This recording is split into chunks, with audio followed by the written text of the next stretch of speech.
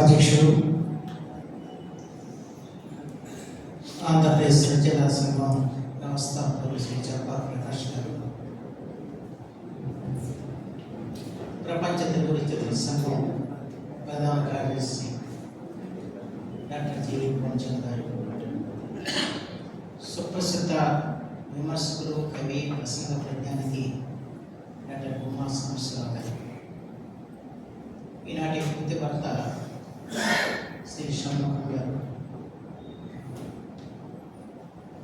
కవయిత్రి శ్రీమతి doctor వరెడ్డి master గారు, ఈ కార్యక్రమం విచ్చేసిన పెద్దలకు, పాత్రికేయులకు, సోదర సోదరులకు కూడా నా హృదయపూర్వక నమస్కారం.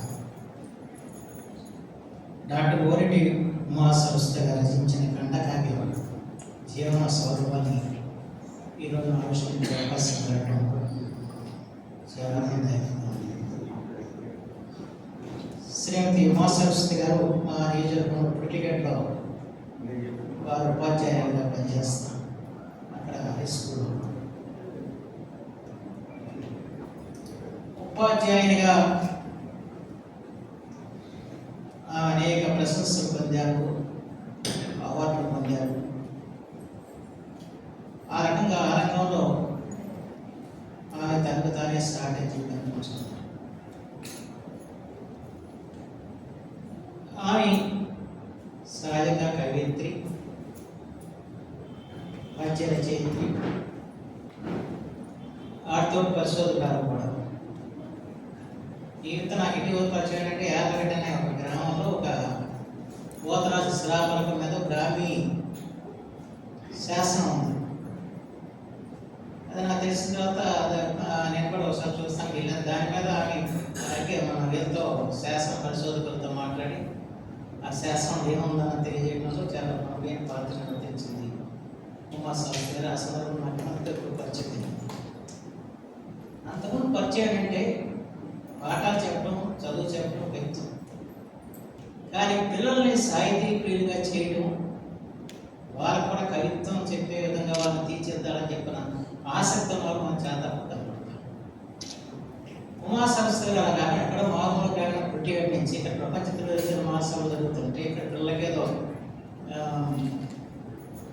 ఈ సాహిత్య రచనలో ప్రవేశం కలిగించే విధంగా తరగతులు పెడితే పుట్టిగడ్డ నుంచి పిల్లలు తీసుకొచ్చారంటే ఆమె ఏ విధమైన ఉపాధ్యాయుని, అలాగే ఏ విధంగా పిల్లలను ప్రోత్సహిస్తూ జ్ఞాన సాహితీ పర్వాలే కాకుండా పిల్లలను కూడా సాహిత్యం వైపు నడిపించాలి, వాళ్ళలో ఉన్న సృజనాత్మక శక్తిని వెలితీసి వాళ్ళని కూడా తీర్చిదిద్దాలి, వాళ్ళలో ఉన్న విజ్ఞానాన్ని బయట తెచ్చే విధంగా చేయాలి, వాళ్ళని కూడా కవులు చేయాలి అని చెప్పి, రచనలు చేయాలని చెప్పి తాపత్రయం ఉన్నారు అక్కడ బాగా.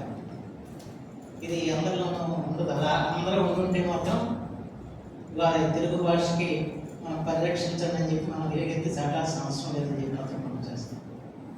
ఎందుకంటే మా చదువుకునే రోజుల్లో మా తెలుగు ఉపాధ్యాయులు ఆ రకంగా ఉండేవారు. ఏదైనా మంచి పుస్తకం అంటే ఆ పుస్తకం గొప్పని చెప్పి మీరు ఆ పుస్తకం చదవాలని చెప్పి మనం చదింపు చేసేవారు. ఆ రకంగా పుస్తక పఠనం మీద మాకు ప్రీతి కలిగిందంటే కేవలం మా తెలుగు ఉపాధ్యాయులు. కానీ ఇటీవల కాలంలో అది కనుమరుగైన పరిస్థితి వచ్చింది. వాళ్ళ ఆ అభ్యాసంలో చాలా తక్కువ. ఆ రకంగా ఇవాళ పిల్లల్లో పఠనాసక్తిని పెంచడం కానివ్వండి, వారిని సాహిత్యం వైపు ఆ దృష్టి మరల్చి వాళ్ళని కూడా సాహితీ రంగంలో ప్రవేశింపజేయాలని చెప్పి ఆలోచించడం, అది నాకు బాగా నచ్చిన అంశం మనం చేస్తాం. సరే, వారి కవిత్వం గురించి ఇద్దరు పెద్దలు చెప్పారు. ఉమా సాంబశివరావు గారు, ఆయన ప్రసిద్ధ కవి, అన్నిటికంటే గొప్ప విమర్శకుడు. ఆయన దీనికి కితాబిచ్చిన తర్వాత ఆయన కూడా చెప్పాల్సిన అవసరం. సరే, ఒక్క పద్యం గురించి చెప్పినా ఆ పూర్ణచంద్ర కూడా చాలా చక్కగా దాన్ని విమర్శించి చెప్పాడు. దాంట్లో గొప్పతనం చెప్పాడు. ఆయన ఆ యొక్క సాహిత్యంలో మనకు ఒక ఆలోచన. ఎందుకంటే ఇది పద్య రచన అంటే మా చిన్నప్పుడు శేష పద్యాలంటే మాకు గుర్తొచ్చేది పాపే శాస్త్రి గారు, ఆ తర్వాత జాషువా గారు. వారి యొక్క శేష పద్యాలను చదివి మేము ఉత్తేజితులు ఉన్నాం. అలాగే రాయపూడి సుబ్బారావు, వీళ్ళ ముగ్గురిని మనం మినాయించి మనం చెప్పలేము. ఎందుకంటే మనం చిన్నప్పుడు చదువుకున్న పద్యాలు భాష మీద మన జాతి మీద ఒక అనురక్తి కలిగించే పద్యాలు ఏమంటే ముగ్గురు రచించిన పద్యాలు చదివి తెలుగు జాతి మీద ఒక ప్రభావం మీద మనకు ఒక ఆలోచన కలిగేది, ఒక భక్తి ప్రపత్తులు మన జాతి మీద కలిగేది, భాష మీద కలిగేది. అలాగే వీరు రచించిన శీర్ష పద్యాలు కూడా చాలా అమోఘంగా అద్భుతంగా ఉన్నాయి. ఆ దివ్యం వైభవాన్ని వర్ణిస్తూ పద్యాలు చాలా అద్భుతం అన్నమాట. ఆ దివ్యంలో ఉన్న పుణ్యక్షేత్రాల గురించి కానివ్వండి, అక్కడ ప్రకృతి రమణీయత గురించి కానివ్వండి, అక్కడ పుట్టిన మహానుభావుల గురించి మొత్తం కూడా పద్యాలు చాలా చక్కగా ఆమె రాశారు. చాలా అద్భుతమైన పద్యాలు. అలాగే దివ్యంలో ఉంటే రాయలసీమ ప్రభావం గురించి రాశారు. చేత దీనికి ఎలా లేవు ప్రాంతీయ తత్వాలు లేవు.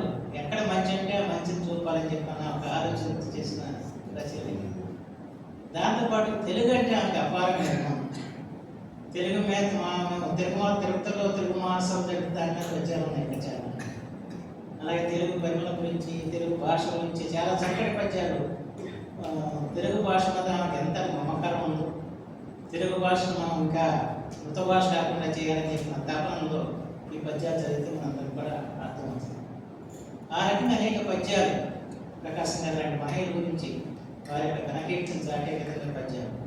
ఎందుకంటే పద్యం ద్వారా మనం మిగతా వచనం ద్వారా కానీ ఇతరుల ద్వారా సాధించడానికి పద్యం ద్వారా సాధించవచ్చు.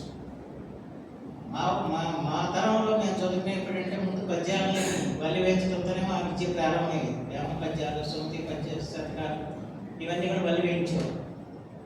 దానివల్ల మన కొంత మన నడవడికి ఎలా ఉండాలి, మరి ఏ రీతిలో నీతివంతంగా మనం బతకాలన్నది నేర్పిన ఏంటంటే పద్యాలు మాత్రం. ఇప్పుడు అనుకోండి ఆ పద్యాలు చదవాలంటే బాగుండేది, ఏదైనా తప్పు చేయాలనుకోండి లోపల పద్యం గుర్తుకొస్తే ఆగిపోతూ ఉంటాం. ఎవరైనా కోపం వచ్చింది అనుకోండి, తన కోపమే తన చిత్రాలు పద్యం గుర్తుకొస్తుంది. ఇట్లా ఏదో గుర్తుకొచ్చేసి మనం ఒక అడుగు ముందుకేసే పరిస్థితి. ఇవాళ ఈ తరం వారికి ఆ పద్యాలు నేర్పడంలో జరిగిన నష్టం అంటే ఇవాళ సామాజిక పరిణామాలు, వాళ్ళ కుటుంబ బాంధవ్యాలు కానివ్వండి, ఇవన్నీ కూడా విలువలు కానివ్వండి కోల్పోతున్నాం. అంటే దానికి కారణం అంటే మన యొక్క నీతి పద్యాలు, మన సదక పద్యాలని వారి పిల్లలకి కంఠస్థ చేయించుకోవటం, వాటిలో మర్మాన్ని తెలియజేయకపోవటం అనేది ప్రధానమైన కారణం చెప్పారు. అంటే పద్యం ద్వారా మనం ఎంతగానో మన మనసులో అందరూ తెలుగు వారికి ఏదో పద్యాన్ని ఎరగొడుతున్నాడు అందరికీ ఎవరు ఎరగొట్టలేదు. పద్యానికి 1000 సంవత్సరాలు చెప్పుకుంది. 1000 సంవత్సరాలుగా పద్యాన్ని ఎవరు కూడా ఏం చేయలేకపోయారు. ఎందుకంటే తెలుగు వారికి ప్రాణప్రదమైంది పద్యం. దాంట్లో ఎటువంటి సందేహం ఏం జరిగిన పాముడు కూడా ఎప్పుడు వచ్చేదో భావన పాటలు పాడుకుంటున్నాం అంటే అది పాట వచ్చేది. అలాగే పద్యం రాని తెలుగువాడు అంటున్నాడు ఏదో చిన్న శతక పద్యమో లేకపోతే ఏదో పద్యమో వస్తుంది, పద్యం మీద అవుతుంది. అందుకని పద్యానికి ఉన్న శక్తి చాలా గొప్ప. నేను కూడా ఇలా భావించాను పద్యానికి ప్రభావం తగ్గిందని. ఏమీ తగ్గల. ఎందుకంటే మేము ఆ మధ్య కండకాయ పోటీలు పెట్టాం. మా నాన్నగారి పేరు మన్నా కృష్ణారావు ఫౌండేషన్ నుంచి వందలాది కండకావ్యాలు వచ్చేసింది. ఆ ఎంపీ చేయడం కష్టమైపోయింది. మా పాపం పువ్వాడ అధ్యక్ష స్వామి గారి తర్వాత బాధపడి అంటే ఇన్ని వందల కావ్యాలు ఆ పేరు కదా మనం ఇచ్చిన ప్రజలు 3-4 ఇచ్చాం కాబట్టి అయితే రావడం మాత్రం 100 సంఖ్యలో వచ్చింది. అంటే ఇంక పద్యం రాసేవాళ్ళు ఉన్నారు, పద్యాన్ని ముందు తీసుకెళ్తున్న వాళ్ళు కూడా చాలా మంది ఉన్నారు. తెలుగు నాట అది గొప్ప విశేషం. అంతేకాదు అవధానాలు కూడా పద్యాన్ని ఇంకా మరింత పద్యాన్ని ముందు తీసుకెళ్తున్నట్టు మనం తెలుసు. పద్య నాటకానికి ఇక మరణం అంటూ లేదు. ఎన్ని సాంఘిక నాటకాలు వేసినా ఏమి వేసినా కూడా పద్య నాటకం మాత్రం ఆ నాటకం ఈ నాటకం బతుకుతుంది. అంటే తెలుగు వారికి పద్యం మీద ఎంతటి మక్కువ ఒకసారి మనం ఆలోచించాం.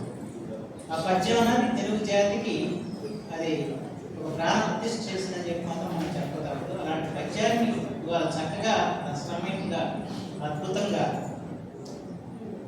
కోరేటి ఉమా సంస్థ గారు ఈ జీవన స్వరంలో పద్యాలు చదువుతూ ఉంటే చాలా అనిపిస్తుంది. మన పూర్వ కవుల యొక్క వారి బాణీలు చాలా చక్కటి పద్యాలు దీంట్లో ఉన్నాయి. రాయపూడి సుబ్బారావు తెలుగు జాతిని వైభవానికి అమరావతి పట్టణం లాంటి పద్యాలు ఈ రోజు కూడా మనం మాట్లాడుతూ అలాగే విశ్వనాథ సత్యనారాయణ గారి పద్యాలు. వాళ్ళందరూ కూడా అంటే ఆ రోజుల్లో ఆంధ్రోద్యమం, స్వాతంత్రోద్యమం, ఈ రెండింటినీ కూడా పద్యాల ద్వారా వాళ్ళు ప్రజలకు ప్రభావితం చేశారు. ప్రత్యేకించి ఆంధ్రోద్యమ సమయంలో వచ్చిన వాళ్ళని పద్యాలు రాయప్రభు పద్యాలు ఎప్పుడే వచ్చాయి. విశ్వనాథ్ గారు ఎక్కడ రాశారు, తుమ్మలవారు రాశారు, జంధ్యాల పాఠశాస్త్రి గారు, జాషువా గారు, వీరి పద్యాలు ఆ రోజు జాతిని ఎంత ప్రభావితం చేసి ఒక రాష్ట్ర సాధన కోసం ఈ పద్యాలు ఎంత దోహదపడ్డాయన్నది పెద్ద గొప్ప చరిత్ర. నిజానికి పద్యం యొక్క శక్తి పద్యాలదే. ఆ శక్తిని పూర్తిగా జీర్ణించుకున్నది మన ఉమా సంస్థ గారికి చెప్పి మాత్రం మార్చేస్తూ ఇలాంటి అద్భుతమైన పద్య కావ్యాన్ని ఇవాళ ఆవిష్కరించే అవకాశం కాబట్టి మనకు చాలా ఆనందంగా మనం చెప్తాను మార్చేస్తూ, పైగా ఇద్దరు అల్లులకి 2 పుస్తకాలు ఇచ్చారు. గోడలు కూడా ఇవ్వండి ఇస్తారు రాసి. చాలా సంతోషం. ఆ కుటుంబ సభ్యులందరూ కూడా నేను హృదయపూర్వకంగా గమనిస్తున్నాను. ఎందుకంటే వారి శ్రీవారి మద్దతులేదు కానీ ఈ కార్యక్రమాన్ని చేయలేదు. ఆయన కూడా పూర్తి మద్దతు ఇచ్చారు కాబట్టి ఇంత చక్కగా రచన చేయడానికి ఆస్కారం. దీంట్లో సమాజాన్ని తట్టలేపే విధంగా, సమాజంలోని మంచిగా సమాజంలో మెలిగే విధంగా ఈ రచనలన్నీ కూడా దీంట్లో ఉన్నాయి. ఇది పుస్తకం తప్పనిసరిగా ప్రతి ఒక్కరిని కూడా ప్రభావితం చేస్తాను నేను భావిస్తున్నాను. ఎందుకంటే ఏ రచనకైనా సమాజ హితాన్ని కోరేదే రచన, విశ్వశ్రేయస్సును కాంక్షించేది రచన అంటారు. అలాంటి రచన ఈ జీవన స్వరూపంలో ఉంది. ఈ పద్యాలను మనం మంట పట్టించుకుంటే, పద్యాలను భావాలను మంట పట్టించుకుంటే తప్పనిసరిగా మన జీవనం సౌరవాన్ని ఫలితంగా ఉందని చెప్పి భావిస్తూ ఇవాళ ఉమా సంస్థ గారికి, వారి కుటుంబ సభ్యులకి భగవంతుడు మంచి ఆరోగ్య శక్తి ఇవ్వాలని చెప్పని, ఇంకా వీరి కళ నుంచి మరెన్నో మంచి రచన రావాలని చెప్పి కోరుకుంటూ సెలవు తీసుకున్నాను.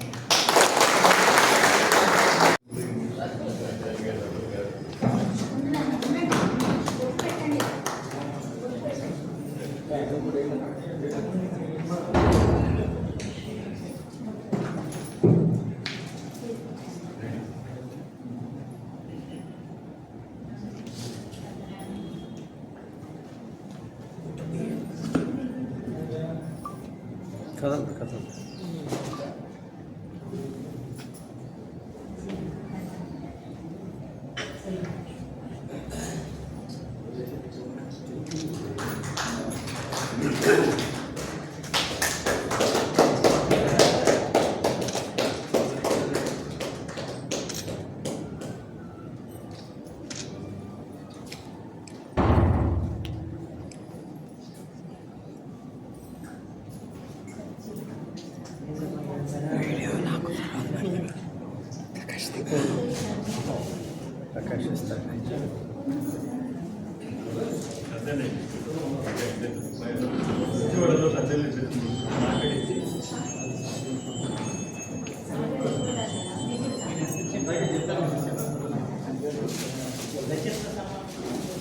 రచయితలకు సన్మానం చేస్తే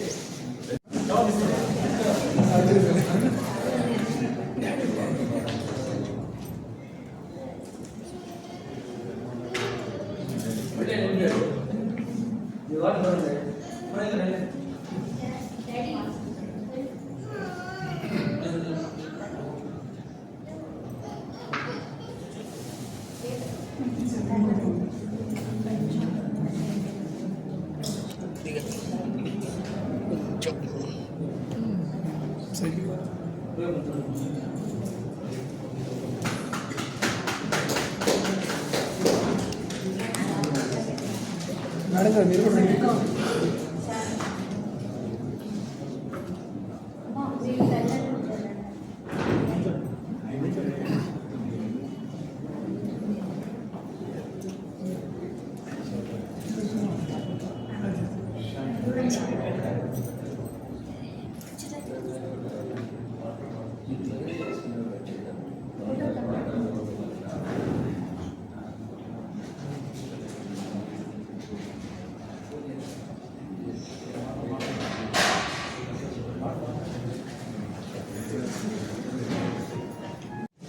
ఆంధ్రప్రదేశ్ రచయితల సంఘం ప్రధాన కార్యదర్శి ఆత్మీయ మిత్రుడు శ్రీ చలపాక ప్రకాష్ గారికి, ఈనాటి ముఖ్య అతిథి జీవన సౌరభాలు అనే పద్య సంపుటిని ఆవిష్కరించిన అంటే భాష సర్వ సైన్యాధ్యక్షులు పిలుచుకుంటాం.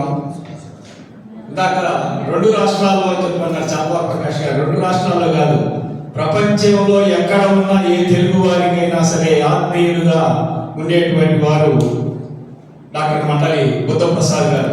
ఎందుకంటే వారి తండ్రి గారే మొట్టమొదటిగా ప్రపంచ తెలుగు మహాసభలు జరిపినటువంటి ఖ్యాతి వారికి దక్కింది. ఆ వారసత్వాన్ని వారు కొనసాగిస్తూ ఉన్నారు.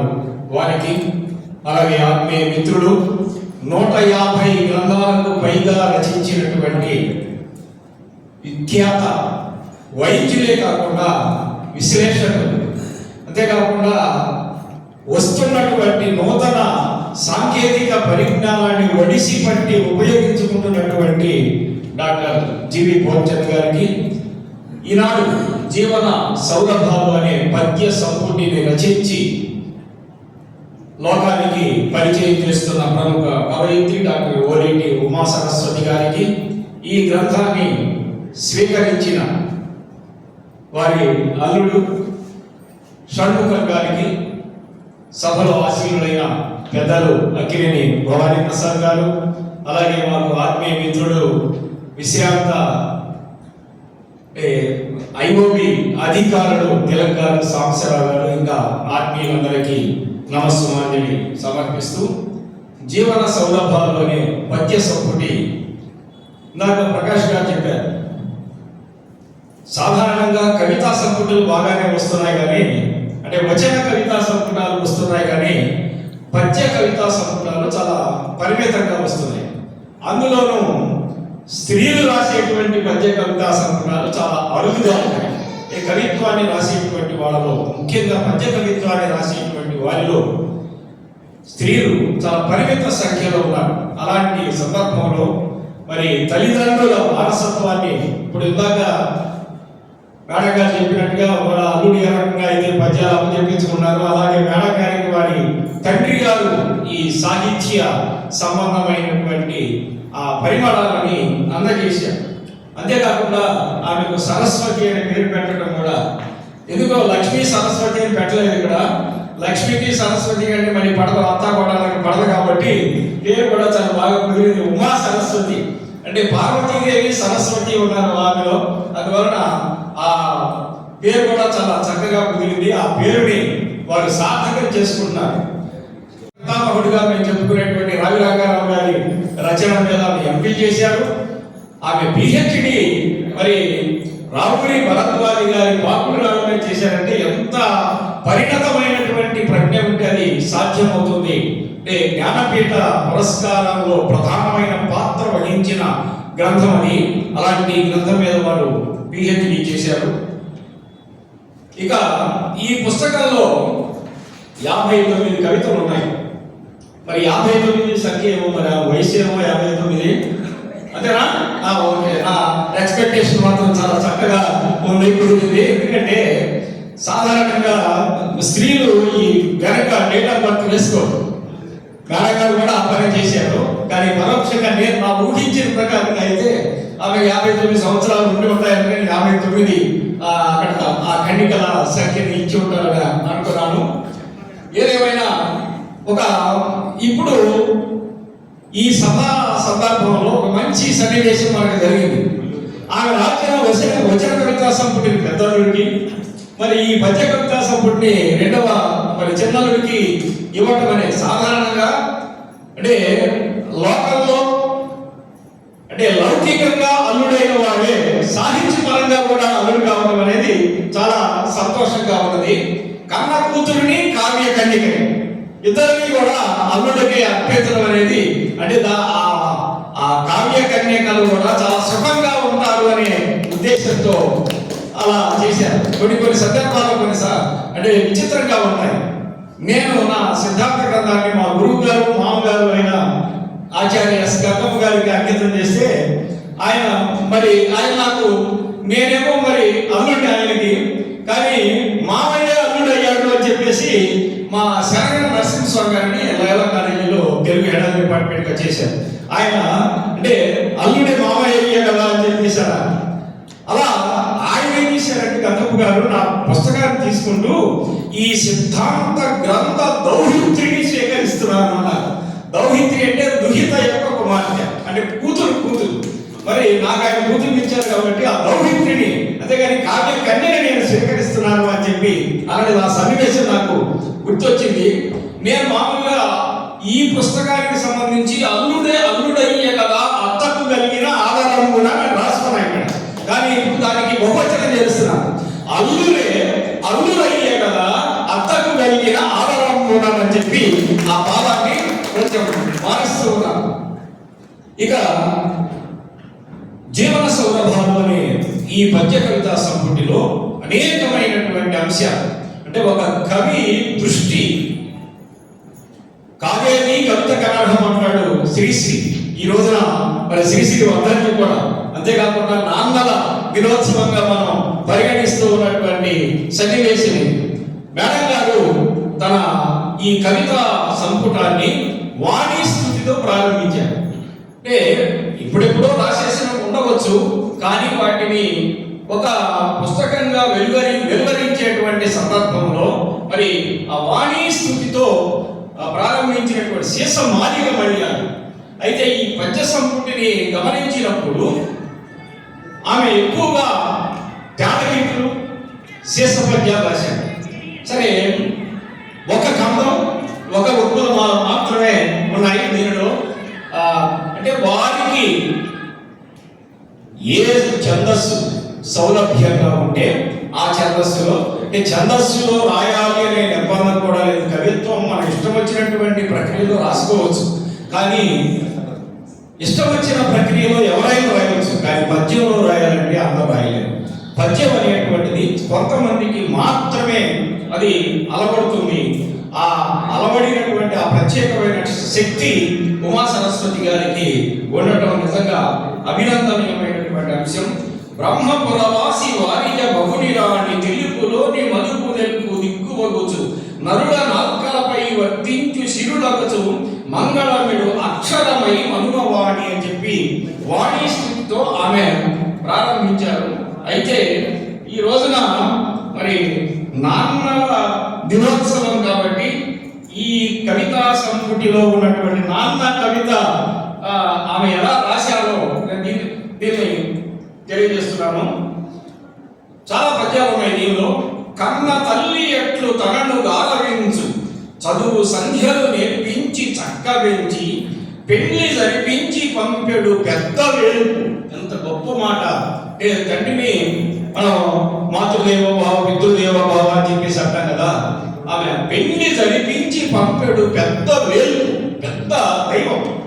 కన్న కూతురు మరువదు నాన్నెప్పుడు అని చాలా మంచి వాక్యాన్ని రాశారు. ఒక మనం ఇది కనుక ఒక వాక్యం అయితే రిఫరెన్స్ టు కాంటాక్ట్ అని చెప్పి సందర్భ వాక్యంగా కన్న కూతురు మరువదు నాన్నెప్పుడు అనే మంచి భావాన్ని ఆమె తెలియజేయడమే కాకుండా ఈ రోజున పిల్లలు తల్లిదండ్రుల పట్ల అంతగా లేకపోతే ఇల్లు చక్కగా నాన్నయ్య ఎలవేలుకు నేటి కాలాన పిల్లలు నీతి తప్పి మెలగుచుండుట తండ్రికి కలతగాలే. ఎంత గొప్పగా చెప్పారు చూడండి. సమాజంలో తండ్రి ఎంతో తల్లిదండ్రులు పిల్లల్ని పెంచడంలో ఎంతో ఉపాధ్యాయులు కాబట్టి సమాజాన్ని బాగా పరిశీలిస్తూ ఉంటారు. ఆ పరిశీలన చేయడం వల్ల ఆ పిల్లల్లో ఉండేటువంటి ఆ తత్వాన్ని బాగా గమనించగలిగినటువంటి వ్యక్తి కావడం వల్ల నేటి కాలాన పిల్లలు నీతి తప్పి వెలగుతుందుట తండ్రికి కలతగానే. తండ్రికి ఎంత బాధ కలుగుతుందో చింతపడు గాని ఎవరికి చెప్పుకోడు. ఆ తండ్రి ఎవరికి కూడా చెప్పుకోడు, తాను చింతపడుతూ ఉంటాడు అనే భావాన్ని తెలియజేసింది. అలాగే తల్లిని గురించి కూడా ఈమె ఒక కవితలో చాలా పద్యాలు రచించారు. 45వ పేజీలో అమ్మ అనేటువంటి పేరుతో దీన్ని బుద్ధప్రసాద్ గారు ముందు మాటలో కూడా దాన్ని ప్రస్తావన చేశారు. కుంచెకందని మమతల గొల్మవి, భాష కందని త్యాగాల భరిణవి, చీపు చింతల చీకట్ల చెదరగొట్టు, రేపవలు వెలిగేడి కాంతి రేఖవివు అని చెప్పి చాలా చక్కగా అంటే తల్లిని గురించి రాసినటువంటి ఆ భావం దానిలో. అంతేకాకుండా దాని కిందే తనివి అనే ఒక శీర్షికతో 2 పద్యాలు రాశారు. ఆ ఆ పద్యాల్లో కూడా తనివి అనే శీర్షికలో కూడా రెండవ పద్యంలో చివరి పాదం నాకు చాలా హత్తుకున్నది. జిహ్వకోరు రుచులదని చెలగినాను తీర్థయాత్రలనే గంటి రేవళములు ఎన్ని కాంక్షలిడేరనో ఈ విధమున తల్లి ఒడిలోన చేయనించు తనివిరాదు. నువ్వు ఎన్ని ప్రయత్నాలు చేసినా, ఎన్ని దేవాలయాలు చూసినా, ఎన్ని రుచులు నువ్వు స్వీకరించినా తల్లి ఒడిలో పడుకున్నంత ఆ సేద తీరినటువంటి తృప్తి ఎక్కడా రాదు అని తనివి అనేటువంటి ఒక ఖండికలో వారు చాలా చక్కగా తెలియజేశారు. అలాగే మరి నిరంతరము పుస్తకాలతో మరి కుస్తీ పడుతూ ఉండేటువంటి వృత్తి కాబట్టి ఆమెది పుస్తకము అనేటువంటి శీర్షికతో ఒక కవితను రాశారు. పామరత్వము నశించు పఠనము మంచి మిత్రుడు చెంతనే మసలినట్లు మధురమగు అక్షరములు మదిని చేరి జన్మ సాఫల్యమును చేయు సాధనములు. పుస్తకము అనేటువంటిది అంటే ఒక మంచి మిత్రుడులాగా, పుస్తకం మంచి నేస్తం అని చెప్పేసి అంటాడు కదా, అందువల్ల ఆ పుస్తకం అనేటువంటి ఒక మంచి మిత్రుడులాగా ఉండి మనలో ఉన్నటువంటి పామరత్వాన్ని, అజ్ఞానాన్ని పక్కకి తొలగింపజేస్తుంది, విజ్ఞానపు వెలుగుల్ని ప్రసరింపజేస్తుంది. అక్షరం అనేటువంటిది, అక్షర శక్తి చాలా గొప్పది. ఆ అక్షర శక్తిని గమనించారు కాబట్టి ఆమె మధురమైనటువంటి అక్షరాలు మన మనస్సులో చేరినప్పుడు జన్మ సాఫల్యం అవుతుంది అని చెప్పి చాలా చక్కగా ఆ పుస్తక పరిమళాన్ని తెలియజేశారు. అలాగే ఉద్యోగిని ఇల్లాలు, అంటే ఒక ఇల్లాలు ఉద్యోగిని అయితే మరి ఏ రకంగా అయితే రెండు ఒక ఆధునిక కవయిత్రి అనుకుంటా, మేడం గారు ఉద్యోగిని ఇల్లాలు అని చెప్పిన ఒక ఆమె అష్టావధానానికి ఆ ఇంట్లో ఉన్నటువంటి గృహిణికి పోలిక చెప్పి చాలా గొప్పగా రాశారు. అంటే అష్టావధానం 8 అక్షరాలే ఉంటాయి, కానీ గృహిణి అది అలా కాదు.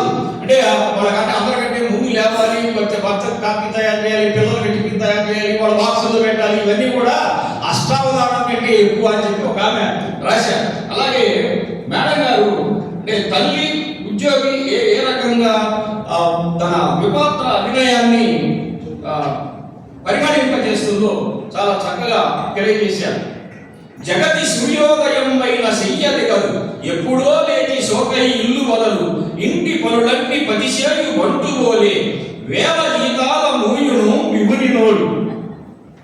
అంటే పాపం పని చేసి వస్తుంది, ఉద్యోగం చేసి వస్తుంది, చేసినప్పుడు పాపం అలసిపోతుంది. ఒక్కొక్కసారి ఇంట్లో పని ఆలస్యంగా లేస్తుంది. ఆ ఆలస్యంగా లేచినప్పుడు భర్త ఏమి అనుకోడట, ఎందుకంటే ఆమె జీతం తీసుకొచ్చి ఇస్తున్నది కాబట్టి. వేల జీతాల మూయును విభునినోడు, అంటే ఆ వేల జీతం వస్తూ ఉండటం వల్ల పాపం భర్త కూడా గమనించి ఆమెను ఏమీ అనకుండా ఉంటాడని స్వానుభవాన్ని. అయ్యా మీకు కూడా ప్రత్యేకమైన ధన్యవాదాలు. చాలా మంది అంటూ ఉంటారు ప్రతి పురుషుడి వెనక ఒక స్త్రీ ఉంటుంది అని చెప్పి, కానీ ఇక్కడ మరి సరస్వతి గారి వెనక మీరు ఉన్నారు అనేటువంటి ఆ సమాముఖంగా మీకు ప్రత్యేకమైన అభినందనల్ని తెలియజేస్తూ ఉన్నాను.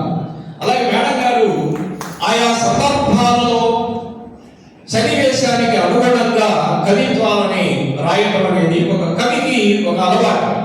కవి తన మనస్సులో భావనలు మెదలినప్పుడు కవిత్వాన్ని రాస్తాడు, కానీ కొన్ని సందర్భాలలో ఆయా సందర్భాలకు అనుగుణంగా కళాన్ని కదిలించవలసి ఉంటుంది. అంటే ఈ పుస్తక దినోత్సవం లేకపోతే పండగలో వచ్చినప్పుడు ఉగాదులకి ప్రతి కవి ఒక కోరికలై చూస్తూ ఉంటాడు కదా, అందువల్ల ఆ పండుగలకు సంబంధించి అనేకమైన కవితలు, నూతన వత్సరం, కార్తీక పౌర్ణమి, అట్ల తథ్య, నాగ చతుర్థి, సంక్రాంతి ఇలాంటి అనేకమైన పండుగల గురించి ఆమె కవిత్వాన్ని రాశారు. అలాగే మనకి భారతదేశంలో మొట్టమొదటి స్త్రీ ఉపాధ్యాయుని అయినటువంటి సావిత్రిబాయి పూలే మీద 71వ పేజీలో ఒక కవిత ఉన్నది ఆమె. అలాగే మనం కవిత వస్తువుగా దేన్ని స్వీకరించేదా నేను చెప్పాను, అంటే కాదేది కవిత కన్నర్హం అని చెప్పేసి. ఏ కవైనా తన భావుకత కనుక ఉన్నట్లయితే ప్రతి వస్తువుని కూడా ఏకంగా చూడకుది అని కవితామయమేనోయ్ అన్నీ అన్నాడు శ్రీశ్రీ వర్ధంతి కూడా, కాబట్టి అది మనం తలుచుకోవాల్సిన అవసరం ఉంది. దర్జీ మీద కవితలు రాసిన వాడు చాలా తక్కువ, మిషన్ కుట్టే వాళ్ళ మీద కవితలు రాసిన వాడు చాలా తక్కువ. మేడం దర్జీ అనే ఆ పేరుతో ఆ శీర్షికతో 3 పద్యాలు రాశారు. అంటే 3 పద్యాలు ఆయన గొప్పతనాన్ని గురించి రాస్తూ చివరికి ఆ దర్జీ వాళ్ళ యొక్క పరిస్థితి ప్రస్తుత దర్జీ పనికిని గండి పడి ఆదరణ తగ్గి. ఎందుకంటే ఎందుకు ఆ కారణం కూడా చెప్పారు. కొన్ని రెడీమేడ్ దుస్తులు గనములాయి. పాపం బట్టలను కొనుక్కొని మళ్ళీ దాన్ని కుట్టించుకునే తీరిక ఓపిక ప్రజానికి లేకపోవడంతో రెడీమేడ్ దుస్తులనే తీసుకుంటున్నారు. మిషన్ చక్రము తిరుగుగా మెడుకుతుండే మిషన్ చక్రం తిరగకుండా అలానే ఉండిపోయింది. జనుల దర్జీల పోషింప సంతోషించు. కాబట్టి ఆ దర్జీలను మీరు పోషించండి, ఆ దర్జీల్ని మీరు ప్రోత్సహించండి. ప్రభుత్వ సాయాన ఈ వృత్తి బతుకగలదు. ప్రభుత్వం కూడా వాళ్ళకి అంటే వాళ్ళు రకరకాలైనటువంటి బట్టలు పంచుతూ ఉంటారు కదా, ఆ పంచేటువంటి సందర్భంలో ఇప్పుడు గవర్నమెంట్ వాళ్ళు ఉన్నారు, వాళ్ళు స్కూల్ యూనిఫారాలు కుట్టించి ఇస్తున్నారు. అలాంటిది ప్రభుత్వం వాళ్ళు ఇలాంటి వాళ్ళ కనుక ఉపాధిని కల్పించినట్లయితే బాగుంటుంది అనే ఒక మంచి అంటే ఒక సామాజిక శ్రేయస్సుతో కూడినటువంటి మాటలని ఆమె వ్యక్తం చేశారు. అలాగే కవిత్వానికి ఒక మంచి అభివ్యక్తి ఉండాలి. అభివ్యక్తి అంటే మనం వ్యక్తం చేసేటువంటి తత్వం. ప్రకృతి అనే ఒక కవితలో మధుపములు ఏరే కుసుమాల మధువు కోరి. మధుపములు అంటే తుమ్మెదలు పుష్పాల మీదకి చేరాయి. ఎందుకు అంటే మధువు కోరి, ఆ తేనె కోసం. మొగ్గలన్నీ పుప్పొడితోడ మురిసి విరిసి. మొగ్గలన్నీ కూడా పుప్పొడితో మురిసి విరిసిపోతూ ఉన్నాయి.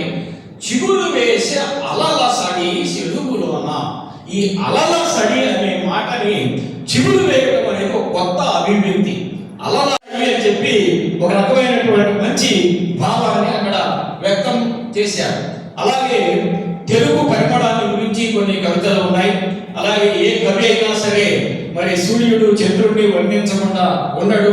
మరి మేడగారు కూడా రేరాజు అనే శీర్షికతో చంద్రుడిని, సూర్యుడు, భాస్కరుడు ఇలాంటి వాటితో అనేకమైనటువంటి అంశాలని తెలియజేశారు.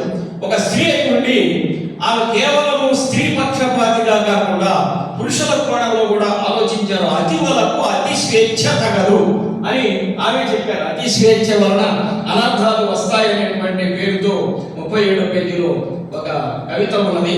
అలాగే ఆదర్శ దాంపత్యం అనేటువంటి పేరుతో ఒక సామాజికమైన కవిత్వం అనేటువంటిది కేవలము వికాసం కోసమే కాకుండా సందేశాన్ని కూడా ఇవ్వాలి. కవిత్వం అనేటువంటిది సామాజిక సందేశాన్ని ఇచ్చినప్పుడే అది ఉత్తమ శ్రేణికి చెందిన కవిత్వం అవుతుంది. ఆదర్శ దాంపత్యం అనే ఒక శీర్షపద్యంలో ఈ సమాజంలో ఎవరు ఎలా ఉండాలి అనే దాన్ని, ఒకరు కోపము నుండ వేరొకరు నుండ శాంతమున అది ప్రణయపు సంగతులు. ఒకరు కోపంతో ఉన్నారు, ఇంకొకరు శాంతంగా ఉండాలి. అంటే సమాజానికి వారు ఇస్తున్న సందేశం ఏమిటి? శ్రీకృష్ణుడు అంతటి వాడే మరి సత్యభామకు తాను రుక్మిణికి ఆ పారిజాత పుష్పాన్ని ఇచ్చినప్పుడు ఆ విషయం తెలిసి ఆమె గోపగృహంలోకి వెళ్తే కృష్ణుడు అంతటి వాడే వెళ్ళి బతికిలాడుకున్నాడు. బతికిలాడుకుంటే ఆమె ఒక్కసారిగా తన లెఫ్ట్ లెగ్తో తన్నేసింది. జలజాదాసన వాసవాది సురపూజా భాజనమై తనచ్చు రతాంతాయిలు కన్న తండ్రి శిరవత్సో వమపాదమునంతలనంలో జలతాంగి అట్లయగు. కవిగా సమర్థి అలాగే జరగాలి పురుషుడికి. అట్లయగు నాలుగు నేలకు సేయ పేరలుగం చెందిన ఎట్టి కాంత ఉచిత వ్యాపారములు వేరుతున్నాయి. అంటే భర్తలు కనుక తప్పు చేసినట్లయితే భార్యలు ఇది తగును ఇది తగదు అని చెప్పి చూస్తారా? నిజమే, ఆ చేతిలో అట్లకాడుంటే అట్లకాడుతోనే కొడతారు, లేకపోతే చపాతీ కడుంటే చపాతీ కడుతోనే కొడతారని సమర్థన చేశాడు. సమర్థన చేసినప్పుడు మరి శ్రీకృష్ణుడు నువ్వు నన్ను తంతావా, నువ్వు లెఫ్ట్ లెగ్తో తంతావా, నేను నిన్ను రైట్ లెగ్తో తంతాను అనలేదు. ఆయన అంటే నువ్వు నన్ను తగటం వలన నీ అంటే మా తడుపు కాత్ర కట్టగా విధానము దాన్ని వచ్చునంచు నేను అనేక అల్లమానము కదా ఇతనైనా అరాట కొంతలా అన్నాడు. నా శరీరానికి నీ పాదం సోకి నీకేమైనా నొప్పి పుట్టిందా అని అడుగుతాడు. అలాంటి భావాన్ని మేనగారు ఇక్కడ వ్యక్తం చేశారు. ఒకరు కోపము నుండ వేరొకరు శాంతమున అది ప్రణయపు సంగతులకు. ప్రణయానికి అది సంకేతం, అంటే ప్రేమకు అది సంకేతం. ఒకడు కోపంతో ఉన్నప్పుడు ఇంకొకడు ఒకడు ఎక్కువైనప్పుడు ఇంకొకడు తగ్గాలి. ఎక్కడ తగ్గాలో అక్కడ తగ్గినప్పుడే మరి వాళ్ళకి సౌభాగ్యం ఉంటుంది. ఒకరు వాది అయి ప్రతివాది ఒక్కరైన ప్రళయ భీకర సంసార రణవిసుము. ఒకరు వాది ఇంకొకరు ప్రతివాది అయితే ఆ సంసారం ప్రళయ భీకర రణమే అవుతుంది. అంటే ఎప్పుడైనా సరే భార్యాభర్తలు ఒకరికి కోపం వస్తే, అంటే కవిత్వం ఎప్పుడూ కూడా నేరుగా సందేశం ఇవ్వదు. కవిత్వం అనేటువంటిది పరోక్షంగా సందేశాన్ని ఇస్తుంది. ఇప్పుడు మేడం గారు మీరు ఒకరు తగ్గండి ఇంకొకరు పెరగడం లేదు అంటే ఆ రకంగా ఉంటే ప్రణయ భీకర సంగ్రామం అవుతుంది, జాగ్రత్త. అంటే ఒకళ్ళు కోపంగా ఉన్నప్పుడు ఇంకొకళ్ళు శాంతంగా ఉండండి అని పరోక్షంగా చెప్పారు. కావ్యం అనేటువంటి కాంతా సమేతముగా ఉండాలి, నేరుగా చెప్పకూడదు అనే ఆ కావ్య ప్రయోజనాన్ని అక్కడ చాలా చక్కగా నిర్వహించారు. ఆదర్శ దాంపత్యంలో ఇలా నేను చెప్పుకుంటూ పోతే ఒక గంట అయినా చెప్పగలను, కానీ బుద్ధప్రసాద్ గారికి వేరే కార్యక్రమాలు ఉన్నాయి. అయినా సరే బుద్ధప్రసాద్ గారు మాట్లాడుతూ వెళ్తారేమో అనుకుంటే నాకు అవకాశం ఇచ్చారు. వారికి ప్రత్యేకమైన ధన్యవాదాలు తెలియజేస్తూ, అమ్మా ఓలేటి ఉమా, అమ్మా ఓలేటి ఉమా కమ్మని పద్యములని గౌరవమంతం సొమ్ములుగా అమరునవి, అవే నీకు సొమ్ములుగా అమరేవి ఆ పద్యాలే. కొమ్మ అభినందనములు కూలికి మీరని చెప్పి ఆమెను అభినందిస్తూ, చక్కని కావ్యకండికల సారపు శక్తిని వెలగజేయుచు మిక్కిలిగా మెచ్చదగు మేలిని శబ్దములెన్నో కూర్చి ఎన్ చక్కని పద్యజాలముల శారద మాతను అలంకరింప, నీ పద్యజాలములతో శారద మాతను అలంకరింపజేయగా నీ చిక్కని పండితీ గరిమ శ్రేయము కీర్తిని కూర్చొనిప్పుడు అని చెప్పి అభినందనలు తెలియజేస్తున్న అవసరం కనిపిస్తుంది. వెలుగులోకి రావడం అంటే 10 మందికి తెలియడం, 10 మందికి తెలియజేసేందుకోసం తన ఆత్మీయులైన బంధు మిత్రుల సమక్షంలో ఇదిగో నేను ఈ కృషి చేశాను, ఈ రచన చేశాను అని చక్కగా వారికి తెలియజేసి వారితో తన ఆనందాన్ని పంచుకునేటువంటి ఒక అద్భుతమైన సన్నివేశం గ్రంథావిష్కరణ సభ.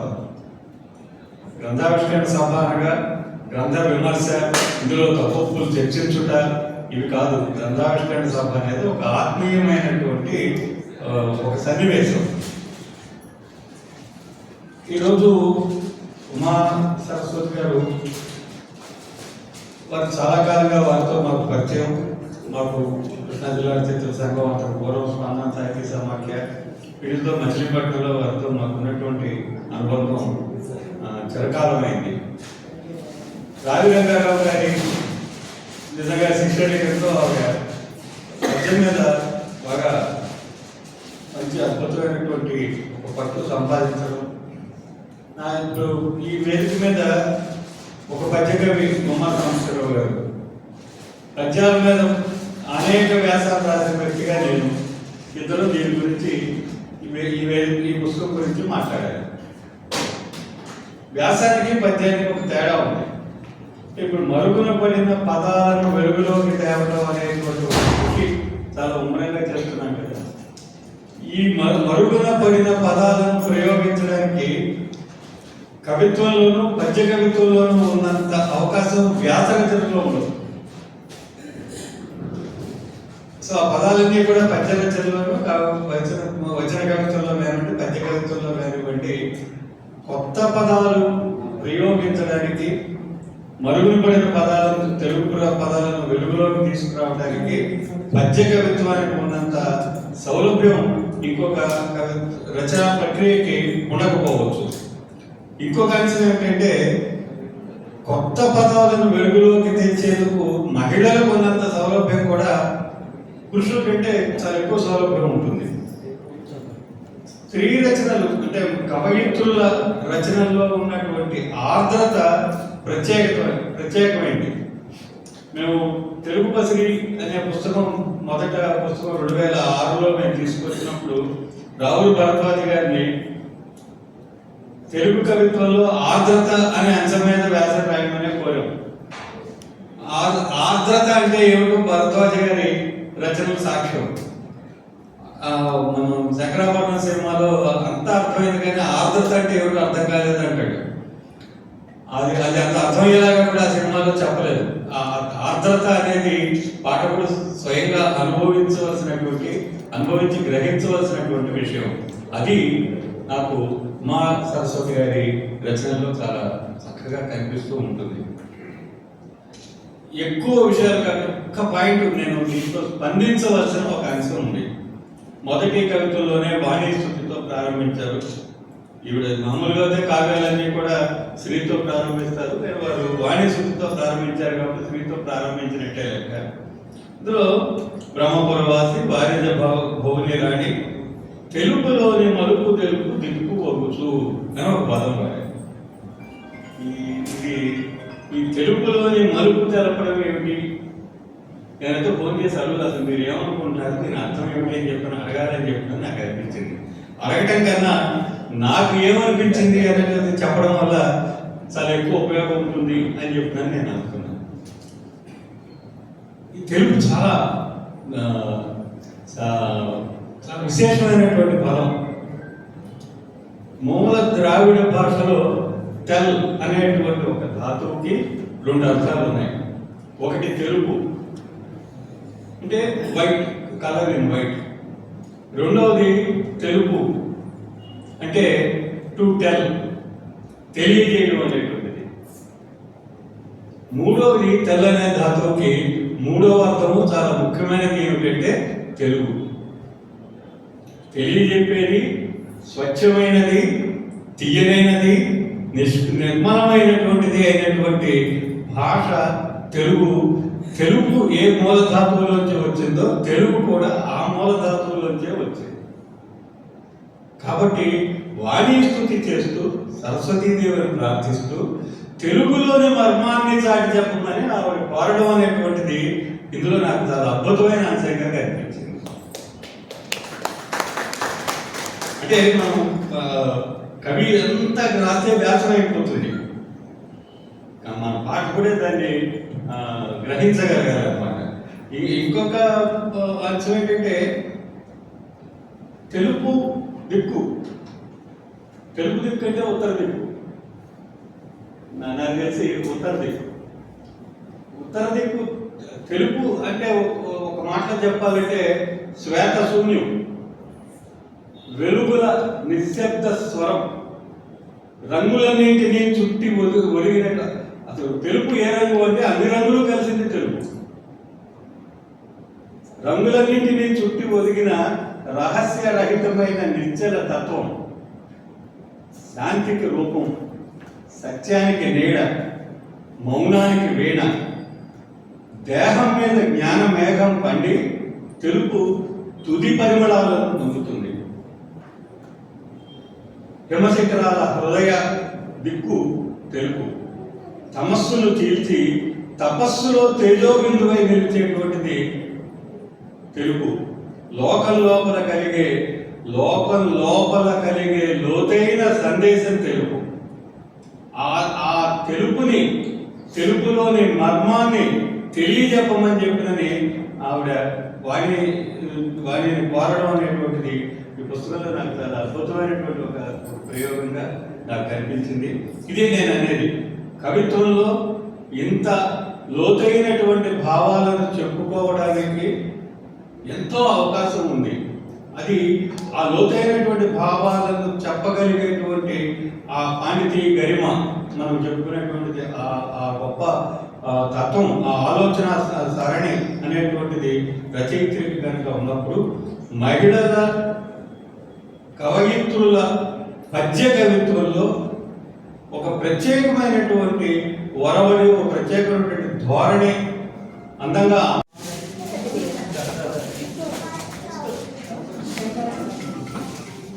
కావాలా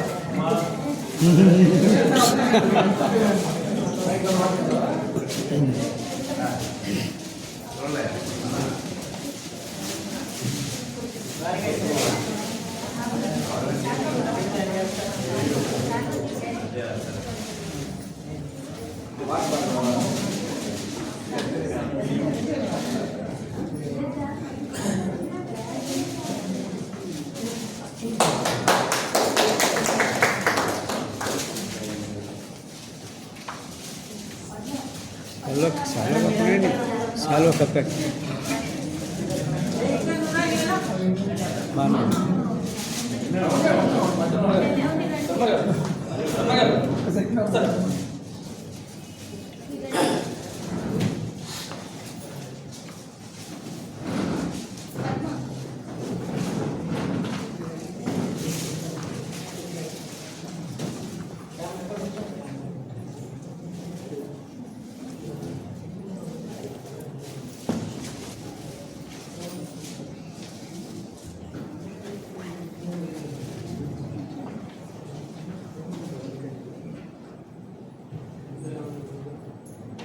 ఓకే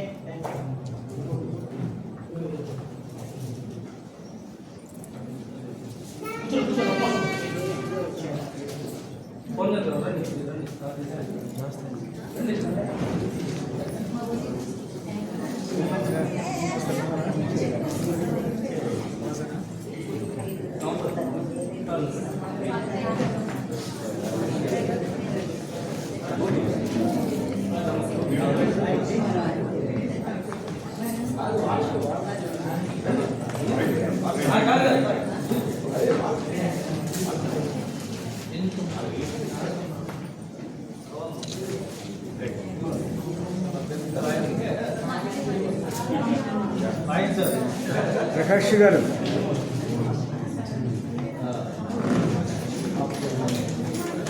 నిల్చోండి. ప్రకాష్ గారు సరిగ్గా నిల్చోండి.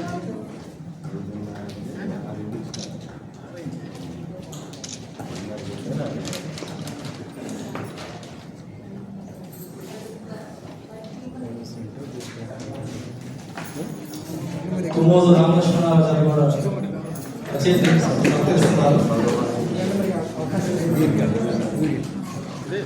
ఇస్తే వస్తారు.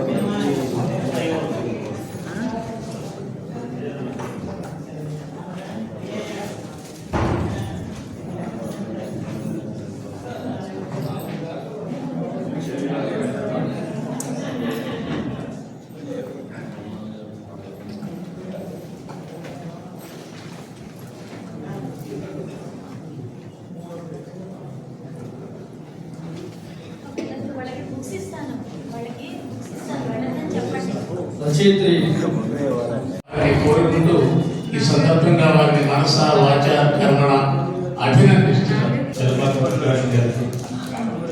మాకు అత్యంత ఆత్మీయ మిత్రులు జీవి పూర్ణచంద్ర గారు, అలాగే ముఖ్యంగా జీవన సౌరభాలు అనే పద్య కవితా సంపుటితో కవిలోకాన్ని కవిత లోకాన్ని సుసంపన్నం చేసిన ఉమా సరస్వతి ఓలేటి గారికి నా నమస్కారాలు, అభినందనలు తెలియజేస్తాను. కొన్ని పుస్తకాల జాతకాలు బాగా కుదురుతాయి. పెళ్లి అనగానే జాతకాలు నప్పడం, జాతకాలు చూడడం అంటారు కదా. అలాగే ఈ పద్య కవిత సంపుటిని ఏ జాతకంలో ఏ సుముహూర్తంలో వారు రాశారో కానీ ఈ ఆవిష్కరణ సభ తాలూకు జాతకం కూడా అత్యంత వైభవంగా సమకూరింది. అందుకు ముందుగా నేను అభినందనలు తెలియజేస్తున్నాను. ఎందుకంటే వేదిక మీద ఉన్నవారంతా మంచి పట్టున్నవారు. మా గుమ్మా సాంబశివరావు గారు విమర్శ రంగంలో పట్టంటే గుమ్మా సాంబశివరావు గారు. నిజానికి ఒక అంతర్జాతీయ స్థాయి సదస్సులో ఒక గ్రంథాన్ని పరిచయం చేస్తే ఎంత ప్రామాణికంగా చేస్తారో అలాంటి గ్రంథ పరిచయ సమీక్ష ఈ రోజు వారి చేతుల్లో ఈ కామ్యం గురించి రావడం అనేది మరి జాతకం బాగుందంటే కదా. ఇక మా జీవి పూర్ణచంద్ర గారు మన కృష్ణా జిల్లా, ముఖ్యంగా విజయవాడ, మచిలీపట్నం ఈ ప్రాంతాలలో భాష మీద విశేషమైన కృషి చేస్తున్న వారిలో అగ్రగణ్యులు జీవి సుబ్రహ్మణ్యం. నిజానికి కొంతమంది భాష మీద పరిశోధన చేసే వారికి ప్రాచీన సాహిత్యం మీద అవగాహన, ప్రాచీన సాహిత్యం మీద పరిశోధన చేసే వారికి భాష మీద అవగాహన ఉండదు. ఈ రెండింటికి చొక్కేదూలాగా ఉంటుంది. కానీ ఈ రెండింటికి చొక్కాని జీవి పూర్ణచంద్ర గారు. మీరు చూశారు కదా, నేను ప్రత్యేకంగా చెప్పాల్సిన అవసరం లేదు. ఒక తెలుగు అన్న పదాన్ని పట్టుకొని దాన్ని అటు తీసి ఇటు తీసి కుల ద్రావిడ భాషలోకి తీసుకువెళ్ళి దానికి మూలం ఏమిటో చెప్పి మంచి తేటతెల్లం చేశారు. ఇలాంటి పదాలు ఎన్నో, అసూర్యం పశ్చల్ లాంటి వాటిని ఆయన లోకానికి చాటి చెప్పిన అనులు. ఇది అందరికీ తెలిసిన విషయమే, ప్రత్యేకంగా నేను చెప్పేది ఏమీ లేదు. ఈ మధ్య కాలంలో రాయల మీద ఆముక్తమాల్యద అంటే తెలుగులో అదొక భాషాణ పాఠం లాంటి గ్రంథం. దాని జోలికి వెళ్ళడానికి కూడా ఎవరు సాహసించారు.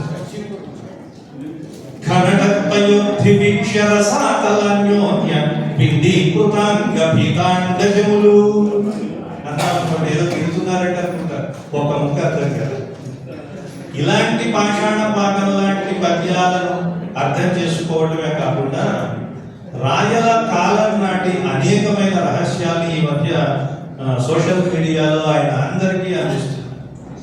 అటువంటి వారు భాషా కోణంలో ఈ గ్రంథాన్ని పరిశీలన చేసి అలాగే ఆవిష్కరణలో కూడా కీలకంగా వ్యవహరించడం. నాకు ఈ గ్రంథావిష్కరణ గురించి వారే చెప్పారు, అందుకని నేను వచ్చాను. అలాగే అంటున్నటువంటి మాటల్లో ఆర్ద్రత అని ఒక మంచి మాట. ఎందుకంటే కవిత్వానికి ఉండవలసిన ప్రధానమైన లక్షణం ఆర్ద్రత. ఆనందవర్ధనాచార్యుడు, అభినవగుప్తుడు ఇద్దరు కలిసి చెప్పిన ఒకే ఒక మాట, రస సిద్ధాంతాలు ఈ స్కూల్స్ అన్ని పోతే ఒకటే మాట మిగిలింది. ఏమిటంటే కవి సహృదయుడు ఒకటే అవ్వాలి. కవి వేరు, సహృదయుడు వేరు అయితే ఆ కవిత్వం ఆయన రాయక్కర్లేదు, వీడు చదవాలి. కవి హృదయాన్ని పట్టుకోవాలి. కవయిత్రి ఏ ఉద్దేశంతో ఒక రచన చేసిందో దానిని పట్టుకోగలిగిన సహృదయులైన పాఠకులు దొరకడం, ఆ ప్రస్తావన ఏ సభలో జరిగితే అదే సభ. అందుకే సభ అంటే సా భా, భా అంటే కాంతి అన్న, కాంతితో కూడినదే సభ. ఏ సభ కాంతివంతం అవుతుంది? ఉద్దేశాన్ని భంగం కలిగించకుండా అందులో ఉన్న విషయాన్ని అందంగా చూపించగలిగినటువంటి సభ. అలాంటి ఉత్తమమైన సభలో నేను కూడా భాగస్వామ్యం వహించడం, ఆ కవితా కన్యక గుణాలను అందంగా చెప్పేవాళ్ళు దొరకడం. అంటే కవితా కన్యక గుణములు కవి కన్న రసజ్ఞుడెరుగు కవియే వెరుగు. పాపం ఆవిడ ఏం రాశారు? సరస్వతీదేవి ఆవిడ నాలుక మీద కూర్చొని బ్రహ్మాండంగా రాయించారు, లోకానికి చూపించారు. దాన్ని మన మహానుభావులు విమర్శకులంతా కవితా కన్యక గుణములు కవి కన్న రసజ్ఞుడెరుగు కవియే వెరుగు, భువిలో కన్యక గుణములు ధవుడెరుగులుగాక కన్న తండ్రే మెరుగు. భార్య గుణాలు భర్తకి తెలుస్తాయి తప్ప తండ్రికే తెలుస్తాయండి అన్నారు. అందుకని తండ్రి విన్న తర్వాత ఆనందిస్తాడు.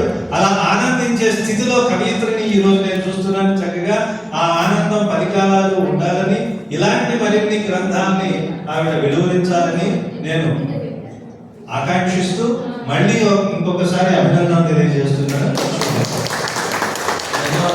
అందరికీ నమస్కారం. గుమ్మా సాంబశివరావు గారు మాట్లాడిన తర్వాత నాకు కూడా మాట్లాడాలనిపించింది. జీవన సౌరభాలు అనే కావ్య కనికలు ప్రతిభగా నన్ను చేసినందుకు అత్తయ్య గారికి ధన్యవాదాలు తెలియజేద్దాం అనుకుంటే ఒక చిన్న సమస్య వచ్చిపోయింది. అదేంటంటే ప్రతి తల్లి తన కూతురికి మంచి అల్లుడు దొరకాలి, తన కూతురు బాగా చూసుకోవాలనుకుంటారు. మరి ఈ తల్లి ఏమో తన కూతురికి సవతిని తీసుకొచ్చారు. అల్లుడికి మంచి అమ్మాయిని మళ్ళీ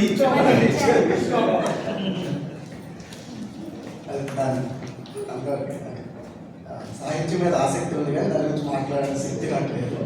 చిన్న సంవత్సరాలు మాట్లాడిన తర్వాత నాకు కూడా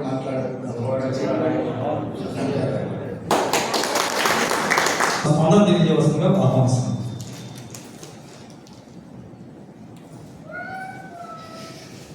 వేదికను అలంకరించినటువంటి పెద్దలకి, సహృదయతతో విచ్చేసి పుస్తకావిష్కరణ గావించినటువంటి మాననీయ మండలి బుద్ధప్రసాద్ గారికి, అలాగే జీవి పూర్ణచంద్ర గారు ప్రముఖ ఆయుర్వేద వైద్యులు, అలాగే సాహితీ విశ్లేషకులు,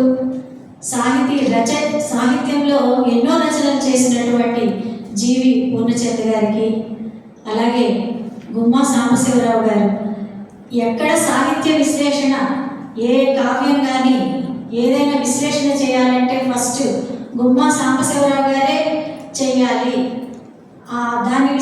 విస్తరించాలి అని కోరుకోవడం అందరూ కోరుకుంటారు.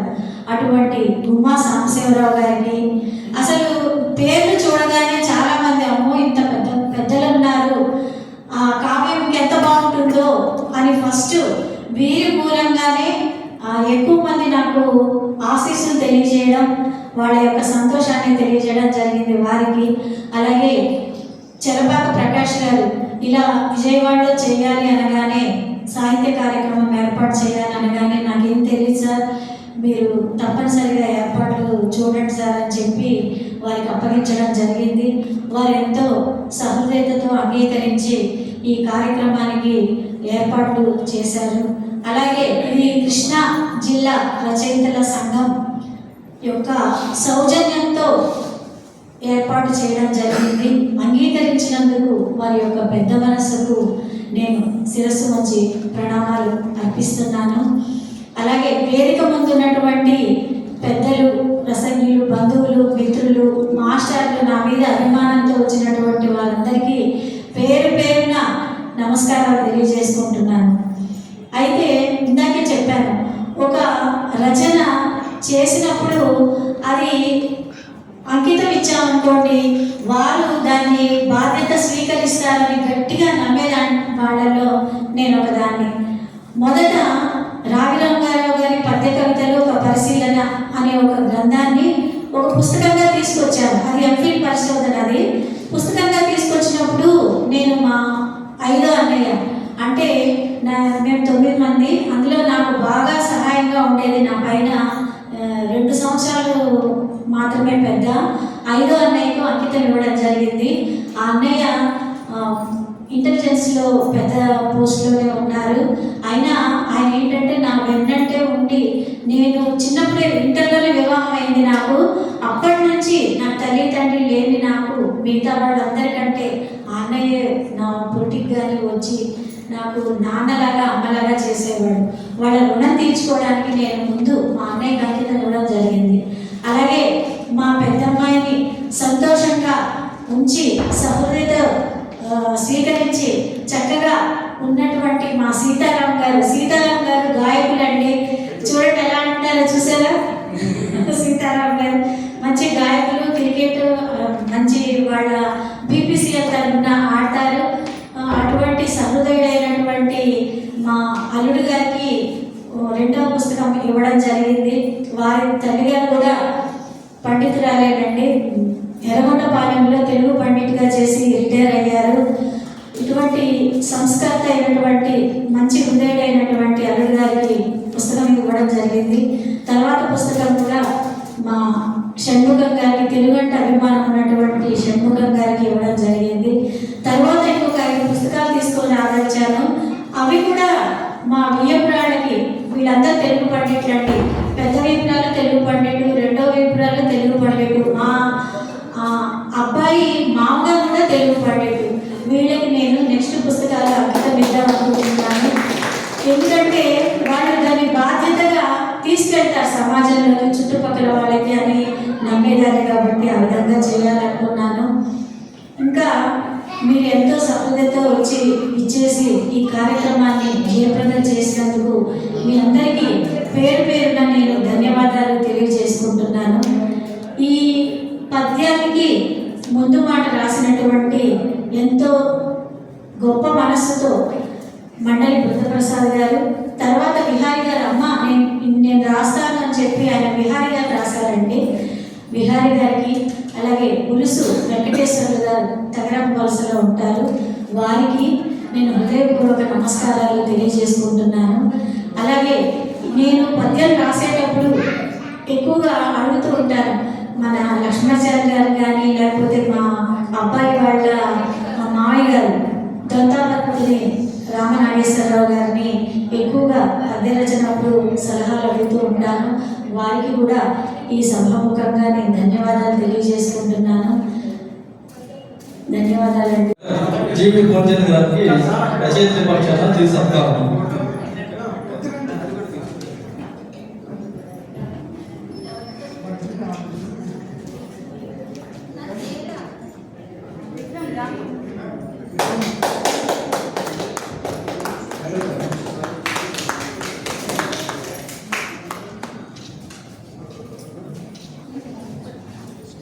అలాగే పుస్తక సమీక్ష చేసిన డాక్టర్ ఉమా సాంబశివరావు గారు కూడా వస్తారు.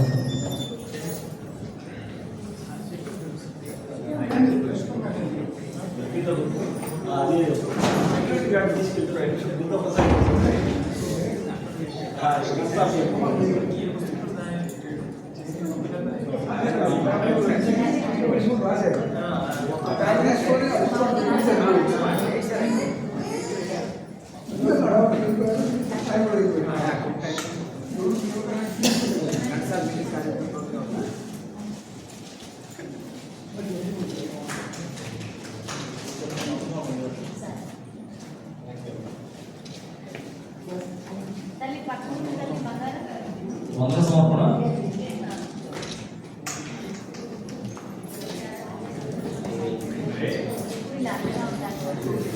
వందన సమర్పణ ఈరోజు డాక్టర్ పూలేటి ఉమా